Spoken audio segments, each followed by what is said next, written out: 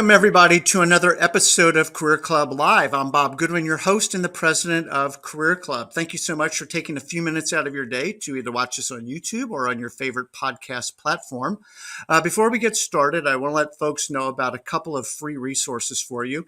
If you're a job seeker, we are now offering free coaching every Thursday at 1 o'clock Eastern time. There's no fee, there's no selling. It's just the opportunity for you to get some high quality career coaching and ask your questions in a Q&A format. So go to career.club and you'll see the banner to register for that.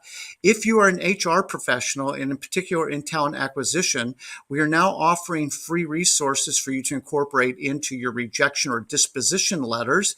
So a great way to improve the candidate experience while also building your employer brand. So again, career.club, and just go to the resources for employers under candidate experience. With that, I'm ready to get the episode started. Before I bring him on screen, I want to introduce our guest today. You may already know him from LinkedIn. His name is Richard Vanderblom, and I'm just going to read this because he's got a very impressive background. So we're going to dive into insights on LinkedIn today. Richard is just an acknowledged LinkedIn expert. He is the person behind the algorithm report, the LinkedIn algorithm report. We all know that feels like a crazy black box, and he's going to shed some light on what really drives it. His expertise has transformed the way professionals and companies leverage LinkedIn, offering strategies that significantly enhance online presence and engagement. With the foundation in social selling and digital branding, his approach transcends basic profile optimization. So I really want you guys to hear this, focusing instead on impactful storytelling and strategic networking. As the mind behind Just Connecting, he's educated over 250,000 professionals and served more than 850 companies globally, making him a pivotal figure for anyone looking to unlock the potential of LinkedIn. So with that, let me welcome Richard. Richard, how are you doing today, my friend? Well, after such an introduction, I'm doing very well. Bob, thank Absolutely. you Hey, for and the kind words. I'm only telling the truth here. So it's awesome to Yeah, have you. yeah, Thank you yeah. so much. It's really a privilege to have you. You're welcome. I'm looking forward to it. Awesome. Where do we find you today? Where are you? I'm based in Valencia in the beautiful Spain. So I don't have a Spanish surname. I'm Dutch, but I decided to change the gray, rainy skies of Holland back in 2018 for the sunny blue skies of Valencia at the Mediterranean coast. Awesome. How's your Castilian lisp coming along? Valencia? No, no. My Castilian lisp is very bad, but I'm getting pretty good in the Valencian local language. Ah, okay. Do you have a favorite slang word you've picked up that's repeatable in public? Um,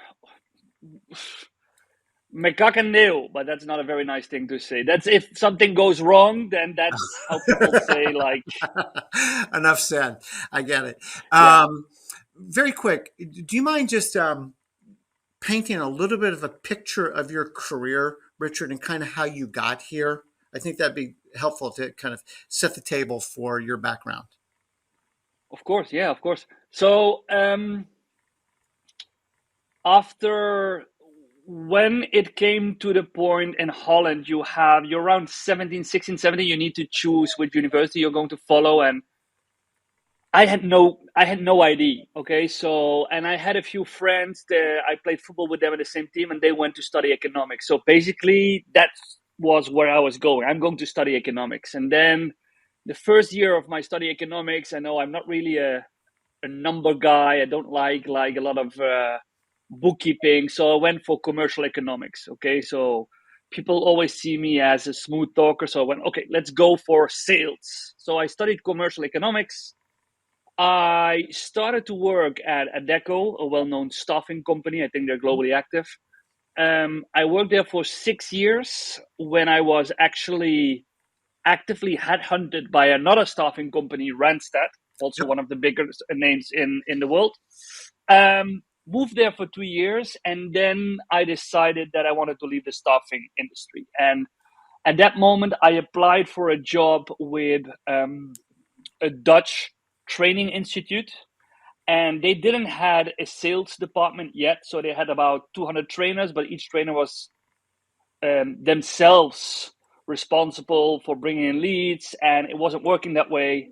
So they invited me to set up a sales and later on a marketing team. So that's what I did for about 2 years. And while being active in a training company, I thought, wow, I don't want to be the guy that sells the training. I want to be the guy that does the training. Okay. So that's why I started. I'm now in 2009. I started to think, okay, how can I combine my knowledge for sales, how to position yourselves, how to get like at the table of your potential client or maybe even your potential employer, because that's what I'm good at. How can I transfer that knowledge?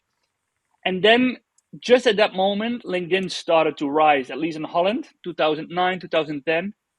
And I saw the potential of LinkedIn being that vehicle that brings you via your profile to the table of where you actually want to be.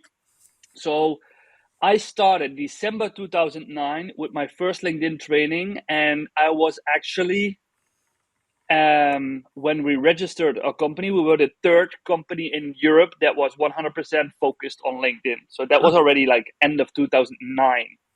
Wow. And actually, that's from that moment on, it's been a journey of entrepreneurship.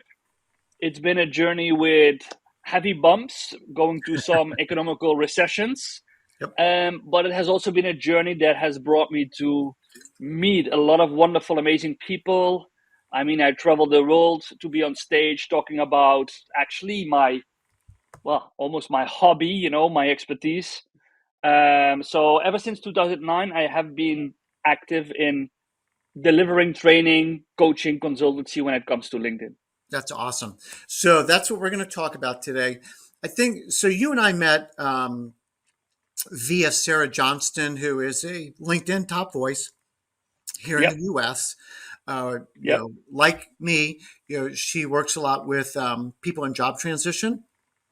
Yep. And in fact, I just spoke with her this morning, so and gave her props for introducing us. But um, there's a lot of emphasis. I really kind of want to go in two directions with this. One is the effective use of LinkedIn.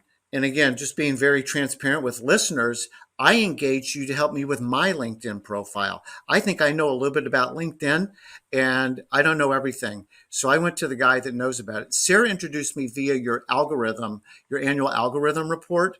Do you mind just Yep. explaining that? Because that drives a lot of what we're going to talk about. So people understand, we have a common understanding. What is the algorithm report you guys have produced? So basically, a lot of people on LinkedIn, actually on every social network, but also a lot of companies put a lot of effort in creating content. They want to be heard, they want to put their voice out, they want to share their expertise. But many of them struggle in getting a substantial reach or even reaching their target audience with their content. And sometimes it's the quality of the content that is not good, but we've also seen a lot of well-written content that would not drive a lot of traffic because the algorithm would not pick up on it or the algorithm would push it away. So we got more and more questions actually from our clients about how does this work? How does this black box of the algorithm work? What do we need to do to increase visibility? What are the do's and don'ts? And why do some posts fly and other ones like really don't take off, like literally no reach? Um, and we always answer those questions based on intuition, our own experience. But a lot of people, they wanted to have like more the evidence-based Yes. background, stats, facts. And that's actually back in 2018 when we started to do research into the algorithm for the first time, basically to answer the question that we got from our network. And so, what do you guys just? I don't want to get super deep in the methodology, but just so people understand, you guys look at tens of thousands of posts and try and understand what's driving Well, it engagement. it has evolved. So the first report, we have published it this February for the fifth consecutive year, but the first report was a 9-page report where we did, I think, 3,000 posts, which we analyzed manually just by simply taking print screens every 15 seconds and looking at the numbers. Mm. And this year we managed to collaborate with Autordop, which is a LinkedIn creator tool. They have literally 10,000 of users, and they partner with us, which means we could literally have the data of 1.5 million posts. And since all these posts are published via their platform, it's very easy to make an analysis, for example, of how many hashtags, how many tags, what is the best type of content? Is it a video post? Is it a text Right. post? So this year was really, I mean, last year we had 43, 44 pages, and this year we have a 123 pages, almost like a book about the LinkedIn algorithm. Oh It's my huge. God. Wow. Yeah, yeah, And, one, yeah. and, you know, what's driving the algorithm is dynamic. It's so what the answer was in 2021 or 2022 would not be what the answer is in 2024, right? No, definitely. No. It's changing. And I also dare to say that it is changing more rapidly than ever. Also because LinkedIn is currently like bringing a lot of new features to the platform, and every new feature to the platform impacts the algorithm, impacts how we consume content, how we publish content, how we create content. And let me be very clear about how people should look at the algorithm report. I mean, it's not a Bible. It's not something that tells you what to do, what not to do. It gives you an insight, so you may have a better understanding why some of your efforts fail and why some of your efforts fly. So it's more or less to find confirmation or find the reasons, um, and to optimize your strategy. For example, I get so many questions lately from even big content creators say, "Hey, Richard, my reach is down. It's like really down, like 50%, 60%. Is it me?" Well, if you look at the algorithm report, no, it's not you, because 95% of all people have a 40% like downfall in reach. So it's not you. And that type of confirmation and insights, that's actually the goal behind the algorithm report. No, and again, it's really, I come from syndicated data. So having norms and benchmarks and some Yes, diagnostics, like you say, it's not a Bible, but it's a well-researched quantitative, data exactly. set to look at to say, to your exact point, oh, it's not me. This is the category is going down, not just my brand, as an example. Exactly. So I think it's super cool. I'm just very grateful that I found you. First thing I'll just ask listeners to do is, and we'll put this in the show notes and even at the end of the YouTube video, is a link to get the algorithm report. The second thing that I would encourage people to do immediately is follow you. You're putting out a tremendous amount of rich content that if you did a compendium of just every post Richard did in the past year, would be a LinkedIn how-to book. So again, just something that people can do right now. I want to kind of go at this from sort of two angles, Richard, and you guide me here a little bit. But I'm thinking about, as you know, Career Club, we work a lot with job seekers, and they're not experts in LinkedIn at all, right? And the second thing they tend to not be experts in is personal branding. And Mm-hmm. then the third thing they tend to not be experts in is networking. And yet Mm-hmm. LinkedIn is all these things, right? Yes. And so this is not a, how-to webinar, with a bunch of slides and stuff, but just, if you can kind of start leading the conversation a little bit about Yeah, I will. I how will. how people can most effectively be using LinkedIn, in the most use case of a job search, but I'll let you run with that. So I think the maybe the most important takeaway from this whole episode is going to be never stop doing LinkedIn once you land your new job, because that's basically what people do. Like, I think Mm-hmm. 96% of all the people, they start to use LinkedIn more intensively if they need a new job. Okay, they're going to optimize their profile, they're going to be more active. Once they land a new job, they go back like in rest mode. Like, okay, I have a new job, like job done. What you see, again, fact based, is that people who have a consistent way of being active on LinkedIn, I mean, updating your profile, putting out valuable content, actively networking, people who do that have 16 times more chance to be found by recruiters or people who are looking for new talent, because basically LinkedIn rewards your efforts. Okay, Yep. they see that you spend time on their platform. In return, they make your profile more easy to find and topping like the search ranks, getting a higher place. Okay, so and I see LinkedIn. I'm going to be very honest. I mean, I have Facebook. I have 200 friends, people that I know. I used to use X.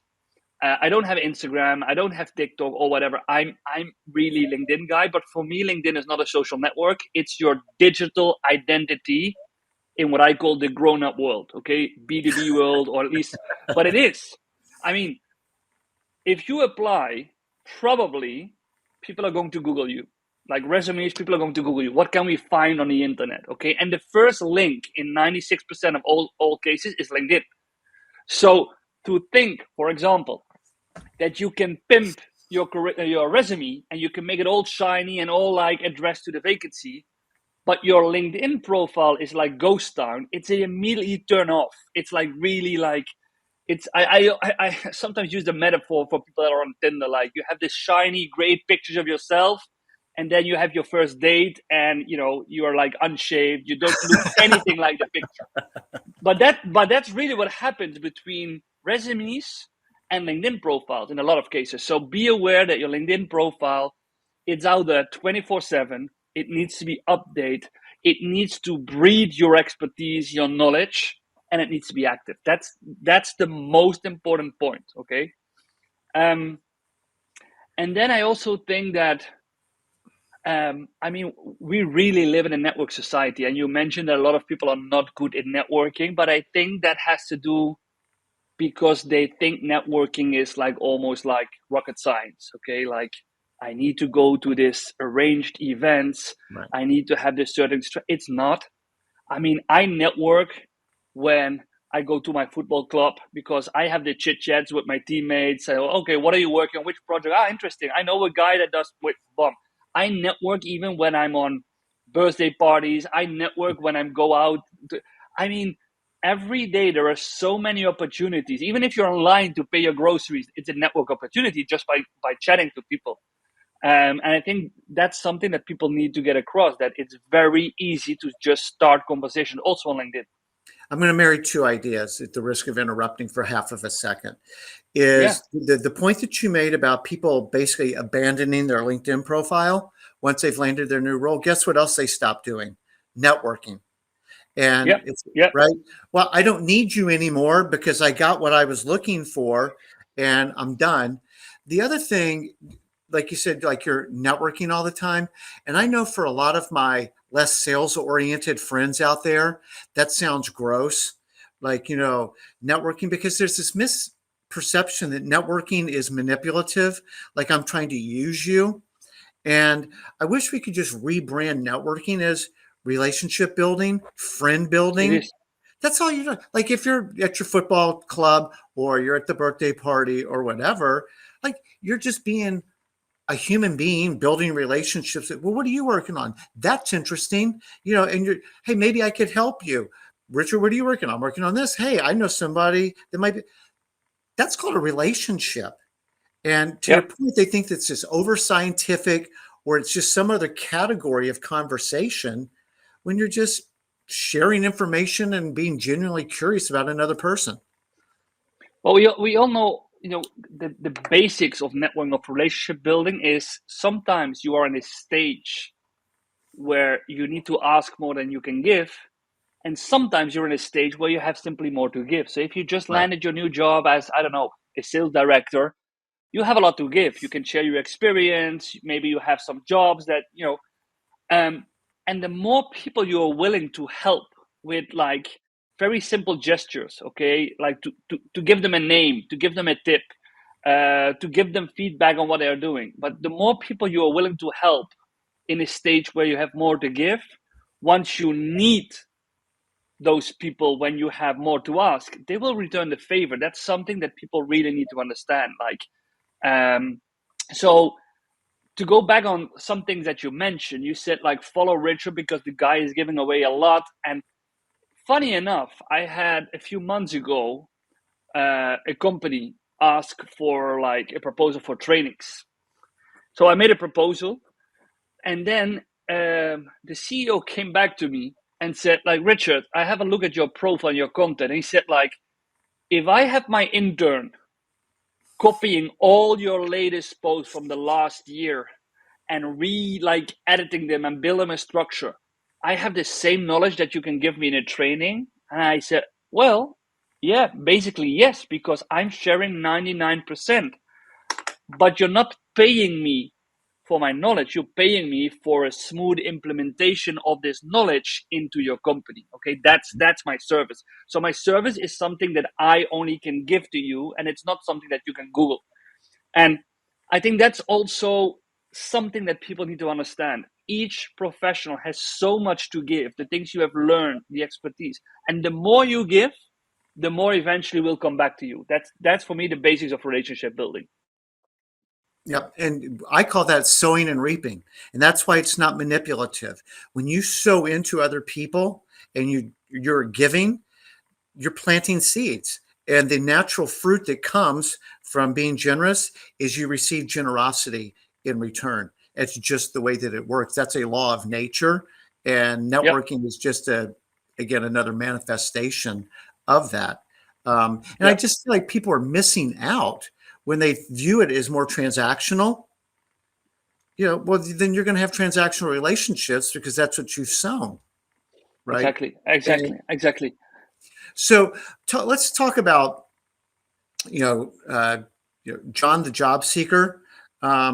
And again, I'm not trying to turn this into a webinar exactly, but what are two or three things that John can do to clean up his profile first? That's always one question. And then the second thing is, Bob, I have no idea what I would post about. Like I hear you saying that I should post stuff. I have no idea what to do. Okay. Let me give you three examples because it's actually a mechanism on LinkedIn. So it's branding, it's content, and as you already said, it's networking. Okay, so let me give you a tip for John for each one of them. So one of the most important things when you build your brand is, and I know this is like almost an empty box, but it's authenticity. Okay, don't try to be the guy that gets hired, but try to be the best version of yourself. And if you get hired, it means it's the best match because they want you. They don't want somebody pretending to be the best candidate. So if you build your profile, be authentic. If you never wear like a suit, don't go on LinkedIn with a picture in suit because that's not you. If you have a hobby, for example, you like to do chasing polar bears in Canada, bad example, but have a background, have a background of the Canadian mountains, because that's where you have a story to tell. I mean, make it authentic, okay? So try to stand out by being authentic. And it helps if you understand how recruiters are using LinkedIn. So what are the sections that they really filter on? So it's about your skills, which you can list. It's about having a work description where you don't only mention your task and responsibilities, but also your achievements, because like tasks and responsibilities in many companies are exactly the same. If you're a sales director, I can go to 10 companies and more or less the job description is exactly the same. Well, I'm going to But build on what are that you? super quick. I'm interrupting you. Is Yeah, people get fired for not doing their job description. Just because you had that job doesn't mean you're any good at it. It just means you had that job, right? So, exactly. so go ahead. Exactly. So Accomplishments. listing, Love it. no. So listing tasks and responsibilities is like, it doesn't add anything. I want to see what did you achieve or what did you achieve with your team. And then the about section. The about section should be your generic motivation letter. Like, who am I? How did I build my expertise and knowledge over the past years? What is my added value for my future employer? And where can you get to learn more of me? That's basically what you need to have in your about section. Okay. So that's about branding. If you go to posting, let's have an example of a CFO or a financial expert. Okay. Um, if you want to be found based on your expertise, it makes sense that you're going to publish content that is aligned with your expertise. Okay, so that is aligned with financial things, financial articles. And if you're not a good writer, because I think that's really the lot of like the bottleneck for a lot of people, that they don't feel comfortable in writing things, make sure to follow influential people in the finance that are publishing content. Follow hashtags that are financially related that you can follow. Join groups where financials meet. And whenever you see a piece of content that you go like, hey, this is an interesting article, comment from your own perspective, adding an additional insight, being relevant for your target audience, starting conversations by asking questions. I mean, only 7.4% of all the members, we have 1 billion members on LinkedIn, but only 7.4% are publishing content. So if you're not publishing content, I mean, you're the majority, but at least try to become active and leaving comments, because that means that you're dropping literally your profile in relevant discussions. Okay, so I want to build on that. Thank you. Yeah. So I really want to build on this, and okay, I don't know how to write a great post. Well, ChatGPT can probably help you a little bit with that. But Yep, definitely. The point that you make, because I was just talking with clients about this the other day, which is, what do you want to be known for? Follow people who are known for that also, who are influential. Like, follow them, ring the bell next to their name so you get pushed. It's a Google News alert that, hey, Richard just published another thing, so I don't have to go fishing for it. It's just coming naturally into my feed. And then, I promise you, it's one of that 7 point whatever percent of content creators. I know who follows me. I know who comments on my stuff. I know who reposts my stuff. And so when somebody I've never met, potentially never even had a conversation with, is, hey, Bob, really appreciate your post on, taking a rest from the job search. I found that in my own experience too, and it made all the difference in the world, blah, blah, blah. So it wasn't just like great post, love it, but like a real human comment that matters. And then if that person was to reach out to me, now I'm into networking for real. I know her name. That's the lady that has dropped 3 really interesting comments on my post. I'm very likely to take that call. But that's the added value of getting into the comment section or relevant discussions, that people see your name, people get to know you, people are going to check out your profile, people might see that you're available for a new job, and this is where the ball starts running. And in addition to that, I really need to say to all your listeners or viewers, like, get rid of that imposter syndrome, that you think that everything you put on LinkedIn needs to be perfect, because that's not how it works. We're not perfect. So instead of thinking, but what if the people don't like my content? Okay, ask yourself the question, what does it say about me that I'm willing to jump into this, that I'm willing to position myself on LinkedIn, being vulnerable, whatever it takes. I think that's by far how you can really distinguish yourself from the huge crowd on LinkedIn that stays at the sideline because they're worried what their network might think. I mean, we're all human. We all make mistakes. And the more mistakes you make, also on LinkedIn, I've seen it by myself, the quicker you will become successful. The point that you're making about, not being afraid and, what if nobody likes my content? This is, again, why I really want to encourage people, get your algorithm insights report. There's a condensed version of it. It's free, and people will have a huge head start on knowing what works instead of, as I like to say, doing the best I don't know how. Like, there's a manual here that will help you. Again, it's not the Bible. It's not, a recipe to do steps 1 through 10 and it's guaranteed, but it will give you a huge head start on creating content.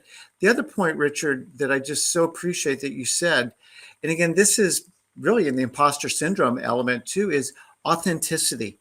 People can feel the authenticity and they can feel the not authenticity. And I'm going to course correct myself a little bit. ChatGPT is a good way to get started. It's a good way to maybe get your thoughts collected, maybe create a little bit of structure of how you want to say something. Do not outsource your posting to ChatGPT. Everybody knows what ChatGPT sounds like now. Do you agree? Yeah, definitely. So you mentioned in the beginning of this session that ChatGPT might help people to start creating content, which I 100% agree. I mean, it's a great tool to brainstorm, to say, hey, I'm a finance professional. I have been working in the staffing industry. This is my interest. What give me 10 topics that I could share with my network to position myself as an authority. And ChatGPT comes and dunk, dunk, dunk, dunk. And you choose the one that resonates with you. And you might even ask ChatGPT, can you give me a brief outline of how an article might look? And then you start writing, for example, I'm not native English. So all my content that I write myself, I put it to ChatGPT and say correct for grammar. Okay. That's, for example, also how I use ChatGPT. But people copying literally the output from ChatGPT into what they're going to publish, that's don't underestimate your network. We all know how you sound and we know how ChatGPT sounds. And the same goes for commenting, because I really see a huge increase in AI commenting tools being used on LinkedIn, because people are aware that the more you put your name out on relevant discussions, the better it is for your branding, but they cannot manually, or they do not want to spend that much time manually in searching all these posts, commenting themselves. So what they do, they use tooling where they say, follow these 300 people, and if they publish, write an AI comment. So I've literally seen people publishing 800 comments a day by using a tool, and they're all sound generic, not an authentic tone of voice, and people see through it, and they will really like if I see it happening on my feed, I would go like, hey Bob, nice to hear what your AI is thinking, but what is your own opinion? I call you out because I don't like people to send their robot to my post to engage. No, I mean, you engage. Good for you. No, but I mean, you engage because it's a topic that you like, because you want, here we go again. You want to network with me, you want me to respond, but you don't send your robot to give me a generic comment just to put your name in my feed. I mean, it's, I think in ways of LinkedIn etiquette, I could even call it rude to do that. Well, it's the opposite of authentic. I'll say that It is. much. It is. Um, the A is artificial. The A is not authentic. So like I not a fan of that approach at all. And I get these LinkedIn invitations. Hey Bob, I looked at your profile. It looks really interesting. Would love to connect. It's like, oh my gosh, seriously, like what are you trying to sell me? Because I'm not interested in whatever it is. Um, And the fun part is if you respond and say what exactly stood out on my profile, you will not get a response. you will You never get a simply will not. response. You will never get a response because they're not supposed. Like they are going for the connections. They're not going for the discussion. That's not what they want. So, well, it's the waste of everybody's time. Yep. Um, uh, uh, I may have one, and I could be right, I could be wrong. This might be a myth, but myths about LinkedIn. For example, I have read that when I do a post to help drive the algorithm, I should be on LinkedIn for a few minutes before, commenting, liking some stuff to basically kind of like warm up LinkedIn that, hey, I'm here, and then post, and then stay on LinkedIn for a little while longer, maybe engage on a couple other posts just to kind of fully bake my post instead of just putting it out there cold. Is that true or not true? True. LinkedIn does not like us to what they call post and ghost. You post your post and you ghost, you go away, or drop and run, whatever you call it. But I like it's post true. and ghost. That's So good. yeah, me too. So it's true, and I can see it myself because those things I've tested myself every now and then. For example, I always publish between 8 and 9 in the morning. That's my slot, 8 and 9 in the morning. But imagine that I need to be boarding a plane at 8:30. Okay, so what I can do, I can still post at 8, but then I go on a plane. So there is no way how I can interact directly on my post or other people's posts. And if I have that, or I have an appointment, or I'm in a training, if I do not engage prior and directly after I publish, I get around 30-35% less reach in total compared to when I do this. So it's definitely true. If I'm back to John the job seeker, and let's just say I've got 1,500, 2,000 connections, and I do a post, and it will show me the number of impressions. And if these are vanity metrics, and again, maybe this is just all myth, but that's the only proxy I know for reach. If I get 1,000 impressions, should I be happy? If I get 5,000 impressions, should I be happy? Like, what's good?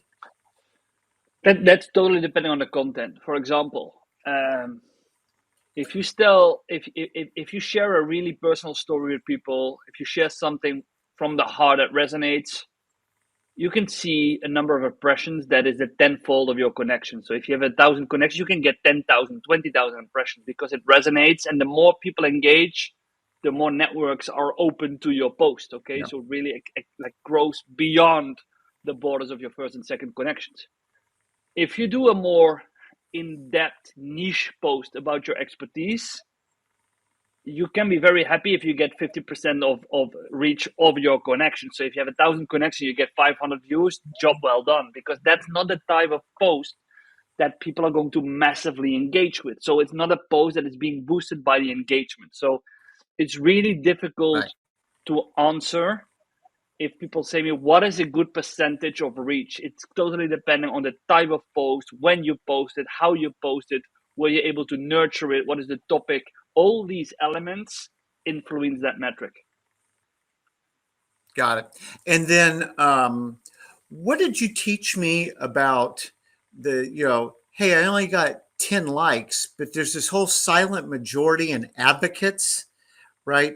That they're not taking the time to like it, but they are seeing it, they are reading it, you Yeah, are getting exposure. Can you explain that phenomenon? That was new to me.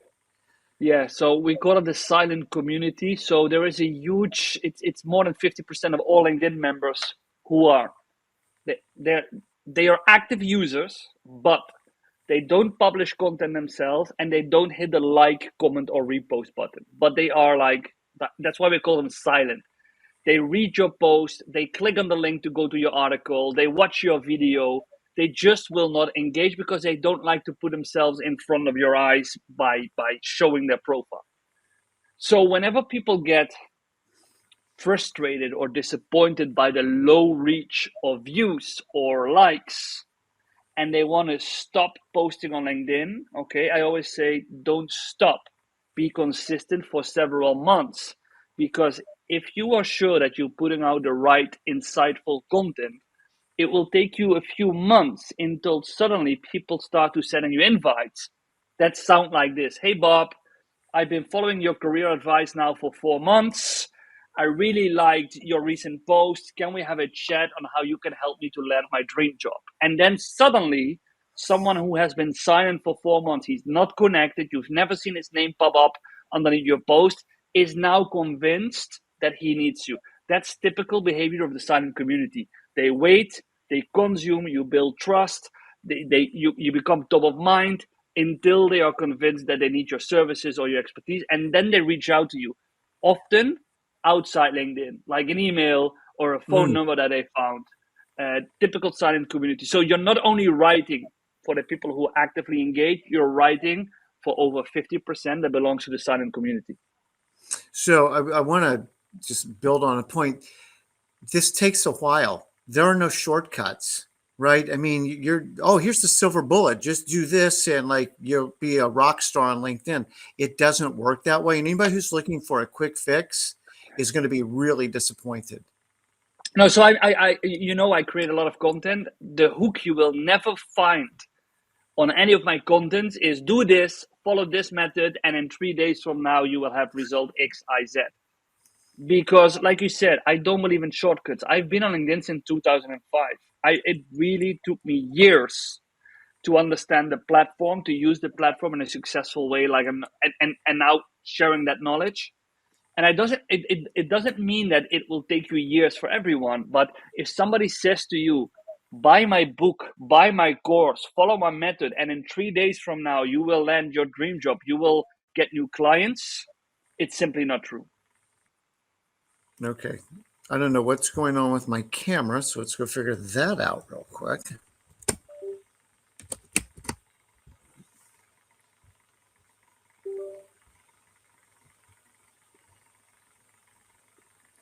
There we go. I'm back.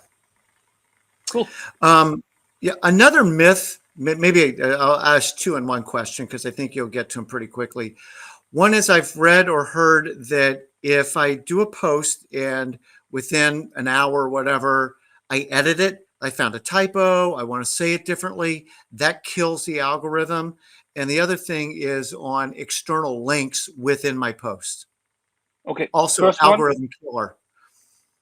Okay. First one was true until 1.5 years ago. Is not true anymore. So if you find a type, if you want to edit your post, you can do it without risking a penalty and reach. The only thing is, don't change more than approximately 15% of your posts. Okay, that's a risk. Because, for example, if I'm going to write a post where I explain to you, Bob, I'm really a big fan of the color red.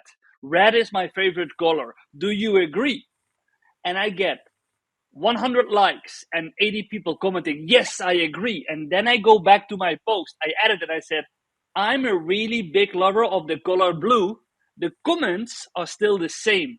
So that means that if you're substantially going to change your post, LinkedIn will then almost make your post invisible because they don't know if what you have changed is still aligned with the comments you earlier got. Okay, makes sense to me.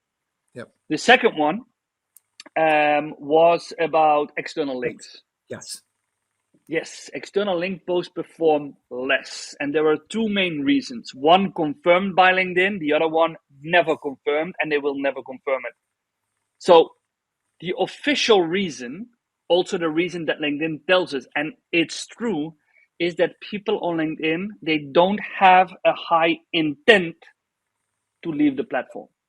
So if you share a blog that is on your website and we are scrolling, as soon as we see a link, we just go to the next post in the feed because we don't want to go to your website. We don't want to go to your YouTube channel, because I'm actually looking for updates what my network is doing on LinkedIn. So opposite to if people are already on YouTube, then they are looking for videos. So then it's good that if they see your video, they can open it. But on LinkedIn, people have a very low intent to click on links. Okay, so that's the first thing, which means that people skip your post, which is not good for the reach.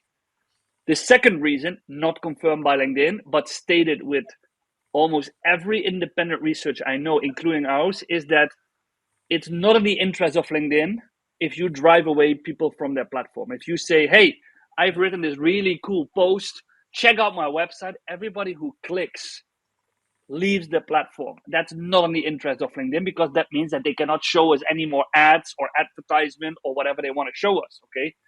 So I do believe the platform gives you a hard time when you use too many external links, but it's also your audience's behavior. So, a couple of examples that have bit me, I think. One is, hey, I'm doing a free webinar on Thursday. Here's the link to register, right? Which would seem like a very appropriate thing to put in a post like that. I've learned, you tell me this is not right, Bob, to put it in the comments section. So it's not in the post, it's a comment. No, that doesn't work either? No. Okay, dispel the myth. No, definitely not. Because I always tell people, if your main conversion, your main goal of the post is to have people to sign up for your webinar, you don't need to give them a hard time by looking in which comment the link is. You need to have your link in the original post, and you need just to be accept that you get lower reach. But you get lower reach, but you still get a lot of people signing up because you make it very easy. And the second reason why I was very quickly to say no is that LinkedIn has seen that a lot of people jump to the comment because you get bigger reach. So now, since November, if you leave a link in the comment, that comment is almost invisible for your audience. If you get multiple comments, LinkedIn moves the comment with a link to the bottom, which means people need 3 additional clicks to find the link, which basically reduces a lot of traffic, a lot of audience for your link. So If your main goal is to have conversion, just put the link in the original. Your goal is not reached, it's at the end. People need to click the link and sign up. If your main goal has nothing to do with the article or the link, the only reason you need to ask yourself is, do I really need the link? Right. Do I really refer to the post? Or can I just make my own and like, I don't need an external link? That's basically how I do it at the moment. So sometimes job seekers want to show expertise and value. So they might like cite a Harvard Business Review article or a Wall Street Journal article or whatever. In that instance, would you encourage them to just ignore the link and just say comments? Or would you say, no, deal with the dilution of reach and put the link in there? It's a good example, and I think there is no good or bad way. So again, if you think I need the article because that's the conversation start I need to refer, you put in the link and you just settle for less reach. You can also make like a print screen of the article. Okay, so a print screen of the article. Yeah. So now you have an image and just tag Harvard Business Magazine in the post. So you tag the author, so job done, and instead of the link, you have an image. Okay, Yeah. that's also good. Beautiful. And I think what's also great about that, and I've done that, is you also get sort of the visual beauty in your post of all the artwork they worked on for that article. And you just get to Exactly, borrow that, drop it in. It's like, that's an interesting, visually appealing post. Let me see what this is exactly, about. Um, exactly. we're coming up on time, so I want to be very respectful. Um, just on the topic, is there anything that we haven't talked about? They're like, or if you want to summarize and like, here are the three things just to kind of repeat that if you're a job seeker and you're really trying to maximize LinkedIn, ABC. I have a big a capital A, okay, and that is proactivity. That's a very important one. Proactivity. So when I have been invited in the past by um, career agencies to provide training to their candidates. Yeah. And one of the exercises I always did, I said, okay, I want you to make a list of 10 potential but realistic companies you would like to work for. Okay, so realistic. So if somebody says, I want to work at Walt Disney Florida and you live in Holland, I mean, that's not realistic. Well, maybe, who am I to say? But I mean, I know what you mean. okay, so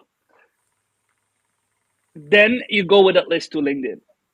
Next thing you do is you're going to check if you know people. This can do by the free search, free search LinkedIn, current company. You take the first company that's on your list. You click on connections and you see if you have anyone in your connection. And it doesn't matter if he's working at HR or IT or maybe he's the gardener. It doesn't matter. But if somebody works at a company, he can give you insights. Okay, that's the first thing. What happens is that a lot of the times people get no hits and they say, yeah, I wanted to work at this company, but I have no connections there. Okay, now move the name from current connection or from current company to past company. So now you're going to ask LinkedIn, am I connected with anyone who in the past has worked for the company? On average, 5 to 6 times more results because people move. Right. And now you get people you are already connected with that, hey, look at this. He left that company back in 2022, but probably he can still tell me who's the most important person to connect. Hey, do you still have friends inside that company? Can you still like introduce me? And that exercise, like not to wait if your favorite company is going to have like a job offering, but to put yourself proactively on the radar of the decision makers in the hiring process with a list of 10, 20, maybe 30 companies, that really makes a difference. Okay. One more question. Open to work. Should I have that thing on my profile? Yeah, that's a very good question. And I'm not going to give you the most popular answer because I say no. Okay, because especially in a labor market where a lot of companies struggle to find, because we say like basically all the good people have jobs already, you need to headhunt them. on a position that they currently have, I know, and it's not only me, but I speak with a lot of recruiters. I mean, we work with a lot of HR departments and recruiters, and I know that a lot of recruiters are not necessarily triggered by that ring because they give you like, it's almost like they brand you. How come that if you're a real expert that you haven't got a job in this dense market where like people are scarce? So I personally would say no. Make your profile appealing without having that green ring. There are other experts on LinkedIn that say definitely yes, because now your network knows that you're looking and they can look with you and they can support you on your journey, which is also true. But for me, it's like a reverse status symbol. Yep. Because what I thought I'd read is that it's actually, I can, in my privacy settings, open to work, visible only to recruiters. And then you can go this next step with the green ring, as you said. And Open to I've read, recruiters is open to recruiters is what I advise, because now it means that you're not publicly right. branded as a job seeker, but the people who are paying LinkedIn to get that information, they can directly see that you're like almost directly available for a new job. So that's a good thing. But I'm talking about the publicly visible open to work green ring. I'm not a big fan of that one. Awesome. Well, I just want to go back to your capital A on being proactive, and that really, resonates with me and our philosophy that we, put forward to our job candidates is there is so much that you do have control over. I don't have control over world events, the economy, the company that laid me off, whatever has happened is what's going on. I have no control over that. And that can be overwhelming. And I start to feel like I don't have autonomy over my own career. And so I just applaud you for saying, be proactive. That's something that you can control. This, and there are things that you can be doing as a job seeker that, will drive, your visibility and desirability on the platform. And that looks like hope to a lot of people because, Yeah. I mean, let's be real, LinkedIn is the marketplace for talent. And so if we can do things that make us, again, more visible and more desirable in that talent marketplace, that's a good thing. So, Richard, I'm going to make sure that in the liner notes and in the video portion of this, we would encourage people to connect with you on LinkedIn. We would encourage people to get the free version of the Algorithm Insights for Cool. 2024 report. And then lastly, you actually have a special community. There's a way of engaging with you more intimately, if I can say it that way. Do you mind describing just sort of the tribe that Yeah, you're so building or so have built? with our agency, we focus more on mid-size and enterprise companies with our trainings. And I got, especially the last 3 years, I get so many requests from entrepreneurs, like job seekers, individuals actually who want to leverage LinkedIn for their own individual business goals or career goals, and I could never help them. So in August 22, I started a community. It's $90 a month. We're currently at 160 members, and what we do, literally, you get 3 live sessions each month covering different topics: how to build your profile, how to put yourself on the radar for HR department, how to have a unique voice when it comes to content strategy. So all different topics related to LinkedIn we cover, also with external experts. If you can join live, you will get a copy of the recordings, you will get a copy of the slides, so you're guaranteed have 3 knowledge sessions a month. We have a community on LinkedIn group. We have a Slack community. You can ask your questions 24/7 to other members and to me. And all with the goal to grow individually, but also to grow together as a community. And it's a very nice place. It's very collaborative. And again, $90 a month, you're in, and I'll guarantee you. Oh, something that I really need to emphasize: if you get in now, you directly have access to all the workshops we had since the start. So if you get in now, you Mm. directly have over 60 hours of materials that you can look like, okay, what is my biggest challenge? My biggest challenge is how to position myself. And you can find the 3 master classes that we have done about personal branding. You get the slides, you can watch the recording. So there's massive value for like each member. Awesome. So I'm really glad that you shared that because, I want to, just personally endorse the work that you do. And, you've got the insights, you've got the experience, you've got the track record.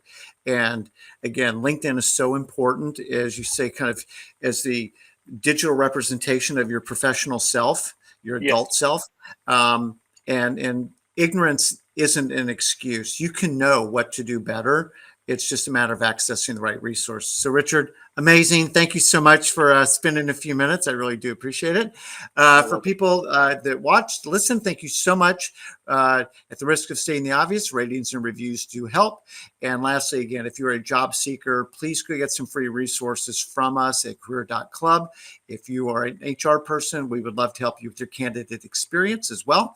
So with that, Richard, thank you so much and enjoy the rest of your week. Thank you, Bob. Thank you. Thanks, everyone.